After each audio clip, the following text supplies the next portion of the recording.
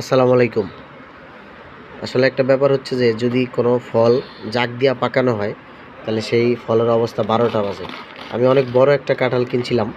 কাঁঠালটা দেখতে খুবই সুন্দর, কিন্তু এই যে দেখেন এখানে জাগ দিয়া পাকানো মানে শিক দিয়া পাকানো হয়েছে কাঁঠালটা। এই যে দেখেন কালো হয়ে রয়েছে, এই যে দেখেন পুরাটা দেখেন অবস্থা। এটা শিক দিয়া পাকানো হয়েছে, যার কারণে একটা কাঁঠাল ভাঙার পরে মাত্র এই কয় কোষ কাঁঠাল বের হয়েছে আর সব নষ্ট গেছে। দেখেন সমস্ত জিনিসগুলো নষ্ট, মানে বিশাল একটা কাঁঠাল। কাঁঠালটা অনেক বড়, তো বড় একটা কাঁঠাল জাগ দিয়া পাকানোর কারণে দেখেন কি হয়েছে ফলটার অবস্থা। দেখছেন? মাত্র অল্প কয় কোষগুলো নষ্ট গেছে, অধিকাংশ কোষ নষ্ট গেছে। দেখেন, আমি বলি কি ভাই, সবাই ফল কিনলে দেখে শুনে কিনবেন। আমার মতো কেউ ফল কিনে প্রতারিত হবেন না।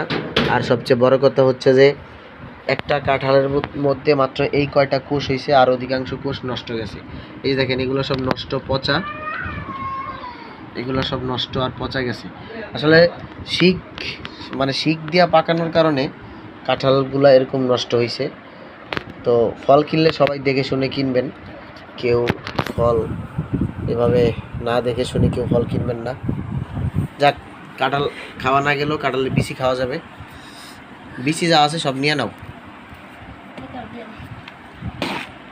হ্যাঁ,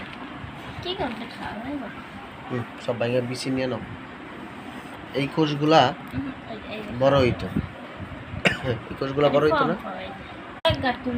কতগুলা ময়লা হইলো খামাখা। ৩০০ টাকা। এখন কাঁঠালের বড় মৌসুম, কিন্তু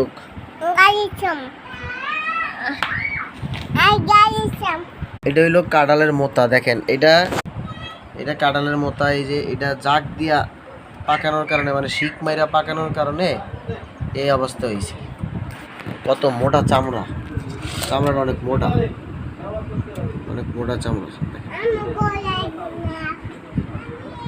বিচি হয়ে গেছে, শিকড় গজায় গেছে, কোষের মধ্যে শিকড় গজায় গেছে।